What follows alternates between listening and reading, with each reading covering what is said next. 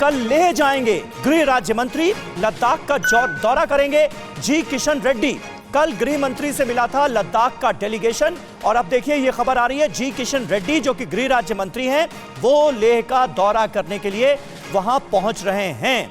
हमारे साथ श्रीनिवास मौजूद हैं लद्दाख से, उनके पास आपको लिए चलते हैं। श्रीनिवास, प्रधानमंत्री नरेंद्र मोदी का दौरा, उसके बाद सेना प्रमुखों का लगातार दौरा वहां पर चल रहा है, इसके अलावा जो जनरल बिपिन रावत हैं वो दौरा कर रहे हैं और अब गृह राज्य मंत्री भी वहां पर पहुंच रहे हैं। इन दौरों के जरिए भी एक बड़ा संदेश देने की कोशिश है चीन को।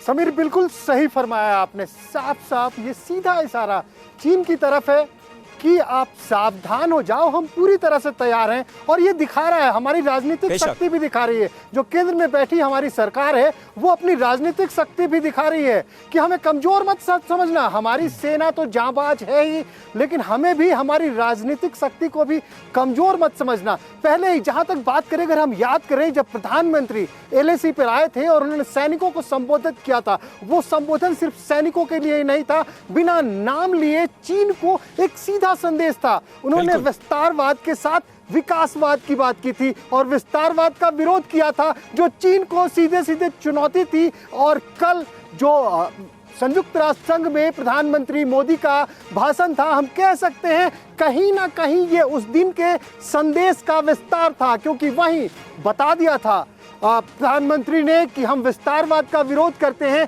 और हमारी नीति साफ साफ सिर्फ और सिर्फ बिल्कुल, और न सिर्फ विस्तारवादी नीतियों का विरोध करते हैं, आतंकवाद का विरोध करते हैं, बल्कि UN की चुप्पी का भी विरोध करते हैं। और यही वजह है कि आज पूरी दुनिया मान रही है कि एक ग्लोबल लीडर की तरह स्टेटमेंट दिया है, वक्तव्य दिया है, भाषण दिया है प्रधानमंत्री नरेंद्र मोदी ने। इस पर हम बात करेंगे अपने तमाम खास मेहमानों से, लेकिन इस बीच एक और बड़ी खबर हमारे पास आ रही है, वो आपको बता दें।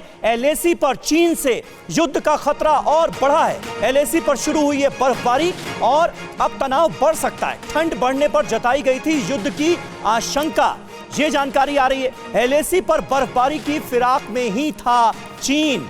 भारतीय जवान भी बदले हुए मौसम में पूरी तरह से तैयार हैं।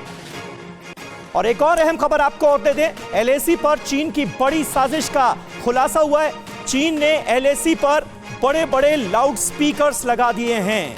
इसका क्या मतलब है? क्योंकि हमारे साथ लेफ्टिनेंट जनरल गुरमीत सिंह भी मौजूद हैं। सिंह साहब, कैसे देखते हैं आप चीन की तरफ से उठाए गए इस कदम को? बड़े बड़े लाउड स्पीकर लगाए जाने का क्या मतलब है? ठंड वैसे ही आ रही है और कहा गया था कि ठंड में युद्ध की आशंका है। तो सबसे पहले तो एक मिनट गुरमीत सिंह साहब, पहले सुन लेते हैं क्योंकि ताजा तस्वीरें जो है वो हम दिखा रहे हैं TV9 भारतवर्ष पर इस वक्त। फिर आपका कमेंट सर।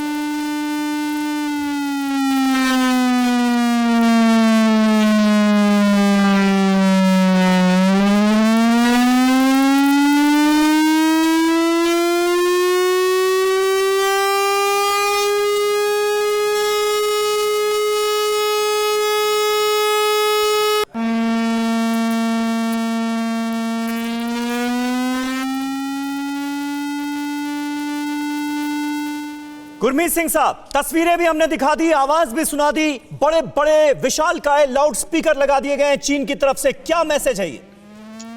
देखिए, ये प्रोपेगेंडा है, ये साइकोलॉजिकल वॉर है और मुख्यतः तो ये बात है कि चीन और PLA घबरा गए हैं, डर गए हैं जिस प्रकार की स्थिति है। और ये इनकी पुरानी आदत है। 1962 में भी ये किया था और 67 में भी किया था।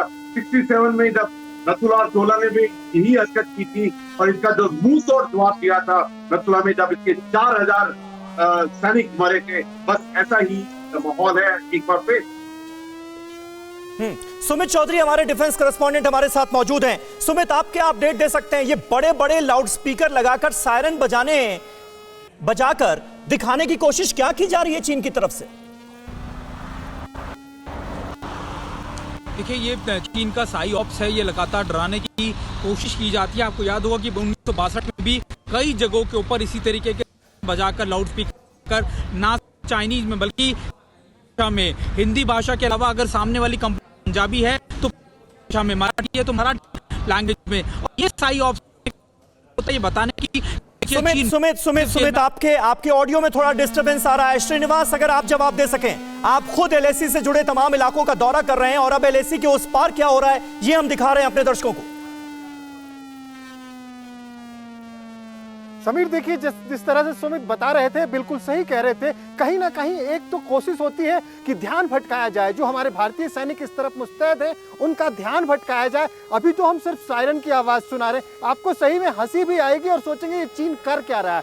चीन वहां पे एलएसी के उस पार पंजाबी, यहाँ तक कि भोजपुरी गाने भी बजा रहा है, मराठी गाने बजा रहा है। जिस तरह के सैनिक इस तरह हिंदुस्तान की सरहद में मौजूद हैं, अगर उन्हें मालूम होता है कि वहाँ मराठी रेजिमेंट है, मराठी सेना के लोग ज्यादा हैं वहां पे, मराठी प्रदेश के, तो वो मराठी भाषा में वहां पे गाने बजाता है। अगर उसे लगता है पंजाबी सैनिक ज्यादा है, तो कहीं ना कहीं एक ध्यान भटकाने की भी उनकी साजिश होती है और ये पहले भी ऐसा करते आए हैं। तो अब ये मानने की, चलिए बहुत बहुत शुक्रिया श्रीनिवास, आप बने रहे हमारे साथ। क्या आप पर भी बरपा है जालसाजी का कहर?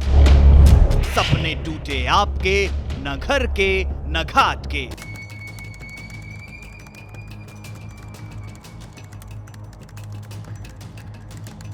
देखिए लूट घर हर रात 9:30 बजे। फिक्र आपकी,